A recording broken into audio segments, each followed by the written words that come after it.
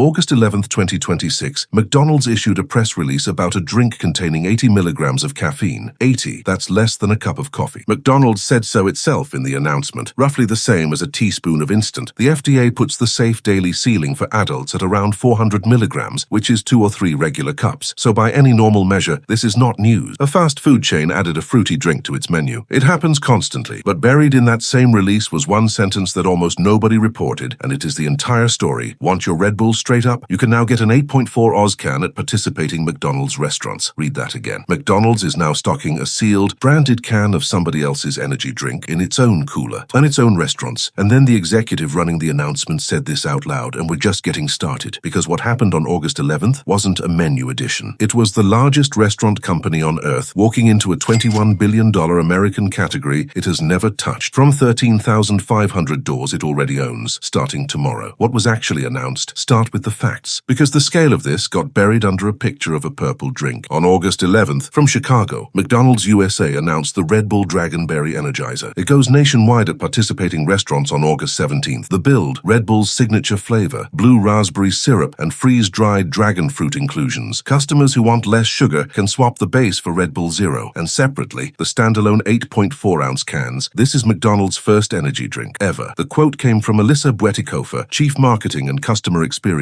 Officer for McDonald's USA. They loved the Red Bull Dragonberry Energizer when we first tested it in the US, so we're excited to give fans nationwide the energy they've been craving with Red Bull, and we're just getting started. That last sentence is not marketing filler. It's a roadmap, because this drink already exists somewhere else. McDonald's launched it in Australia back in February 2026, alongside a second flavor, the Red Bull Peach Boost Energizer, that hasn't come to America yet. So there is at minimum one more Energizer sitting in the pipeline, already built, already tested, waiting. Understand what that actually means. This isn't a limited time novelty being floated to see if anyone bites. It's the second stage of a rollout that started months ago on the other side of the planet. 70 years of one fountain. Here's the part that genuinely detonates something, and you need the history to see it. Since 1955, the McDonald's fountain has belonged to Coca-Cola. It is one of the most famous supplier relationships in American business. McDonald's receives its syrup differently, stores it differently, and has built decades of operational ritual around it. If you have ever heard someone insist that Coke tastes better at McDonald's, that partnership is why for 70 years, the drink was the thing that came with the food. That flipped in May. McDonald's put 6 specialty beverages on the permanent national menu, 3 refreshers, strawberry watermelon, mango pineapple, and blackberry passion fruit, and 3 crafted sodas, including Sprite Berry Blast, Orange Dream, and a Dirty Dr. Pepper. It has since added a vanilla swirl you can drop into Coca-Cola, Diet Coke, or Coke Zero Sugar, finished with cold foam. Not a promotion. Permanent menu. And now 3 months later, a competitor's can in the cooler. There's a wrinkle in that worth noticing. Coca-Cola has held a large minority stake in Monster Beverage for over a decade, which means the company whose syrup has run through every McDonald's fountain since Eisenhower now watches Red Bull sitting in the same building. None of this came out of nowhere. In December 2023, McDonald's opened CosMc's, a separate drink-first chain built specifically to attack the beverage category. It didn't work as a standalone business. McDonald's shut it down in June 2025. Then it took everything CosMc's had learned, tested the recipes across roughly 500 existing restaurants, and dropped the winners into a system with more than 40,000 locations. The spin-off died. The intelligence survived. That's not a failure. That's reconnaissance that cost a few $100 million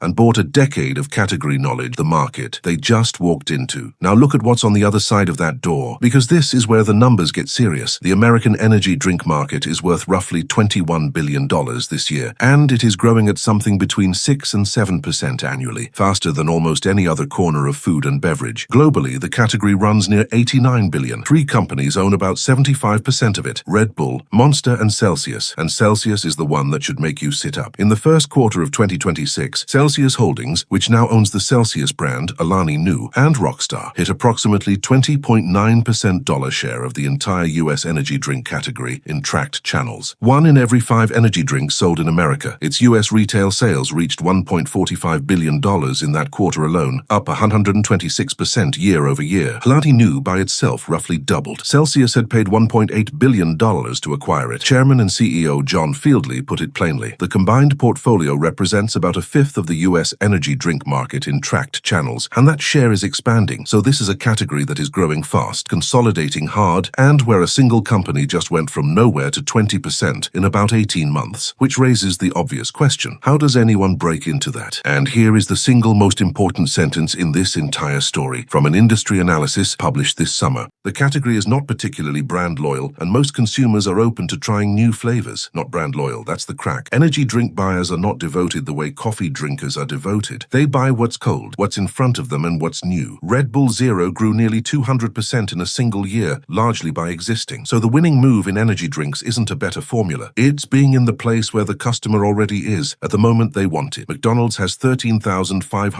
of those places, and then the complication except McDonald's just proved it can lose to itself. On August 4th, 1 week before the Red Bull announcement, McDonald's reported that American same-store sales grew 0.8%. Wall Street had been looking for earnings around $3.33 a share on roughly $7,015 billion in revenue, 0.8% for the company that had stood on a stage in Las Vegas 9 weeks earlier and announced a total strategic reinvention. That reinvention is called McDonald's Next. Kempczynski unveiled it on June 1st at the biennial worldwide convention with 4 cornerstones: a new restaurant design, better tasting food and drinks, consumer-led innovation, and improved customer service. The stated ambition is 4 words long: be our customers' first choice, every time. There's a detail in the Red Bull press release that most coverage skipped entirely, and it's the one that decides whether any of this works. At the bottom of the announcement, McDonald's states that 95% of its American restaurants, approximately 13,500 of them, are owned and operated by independent franchisees. Add it up, and the problem is specific. McDonald's corporate did not launch an energy drink on August 17th. It recommended one to 13,500 independent business owners, each of whom controls their own pricing, their own staffing, their own training schedule, and their own decision about whether to clear counter space for a drink station. That is the same structural gap that produced the 0.8% quarter. A plan written in Chicago is a suggestion until 14,000 small businesses agree to execute it, and every one of them is being asked to do this while also running a new value platform, a new beverage program, and a Happy Meal promotion simultaneously. Look at the machinery underneath, so why do it anyway? Because the math on the other side is enormous, and McDonald's has said so out loud. The company has publicly called specialty beverages a $100 billion global opportunity. That's not the size of the prize it expects to win. It's the size of the room it just entered, and drinks carry higher margins than food. A burger requires protein, a grill, a cook, and a supply chain. Air-crafted soda requires syrup, ice, and 11 seconds, but the real number is the one nobody puts in headlines. When the demand arrived, more than half of the beverage traffic in McDonald's tests showed up after lunch, in the dead afternoon hours, when a McDonald's kitchen is sitting mostly idle with the lights on and the staff already clocked. Ken, that is the closest thing to free money that exists in this industry. Same rent, same labor, same building, new revenue in the hours that currently produce almost none. And it explains why this specific fight against these specific competitors right now. Starbucks spent 2 years clawing its way back to positive traffic. Dutch Bros makes a substantial share of its system-wide sales from a single energy product line, and the majority of its shops sit in the western United States. Celsius has share but no storefront. It lives in a cooler at a gas station, competing for shelf space against everyone. McDonald's has 44,000 locations globally and has said it wants 50,000. It has a drive-through at nearly everyone. It has an app most of its customers already have on their phone. It didn't build a better energy drink. It already owned the only thing that actually matters in a category with no brand loyalty: the place the customer is standing. Here's where this lands for you, the story everyone is going to tell about. August 17th is that McDonald's added a purple drink with dragon fruit in it. The real story is that the biggest restaurant company on the planet just stopped competing with Burger King and Wendy's and started competing with your gas station cooler, your afternoon slump, and the $4 habit that survived when the family burger run didn't, because that's the shift underneath all of it. Years of price increases pushed fast food across a line in the American consumer's head. The category built on being the cheap option stopped being read as the cheap option. $3 became the new $1, but the daily small treats survived. Coffee and snack chains are the fastest growing corner of this entire industry. So McDonald's is going where the money still moves, not the meal, the habit. And here is the uncomfortable part sitting underneath the whole thing. Distribution is the last real moat in food, not recipes. Recipes get copied in a quarter, not brand loyalty. This category demonstrably doesn't have much. The only durable advantage left is being physically closer to the customer than anyone else. At the exact moment they decide. Nobody on earth is closer than McDonald's, which means the question was never whether McDonald's could make a good energy drink. It's whether 14,000 independent franchise owners will all pour it the same way at the same price on the same day. Scale is not a strategy. It's an amplifier. It makes a good decision enormous and a sloppy one expensive, and McDonald's is about to run both of those experiments at once in public starting tomorrow morning. Every beverage executive in America knows it. Red Bull knows it and signed the deal anyway. Celsius knows it. Starbucks knows it. None None of them are laughing. So where do you land on this one? Is this the moment McDonald's quietly becomes the biggest beverage company nobody saw coming,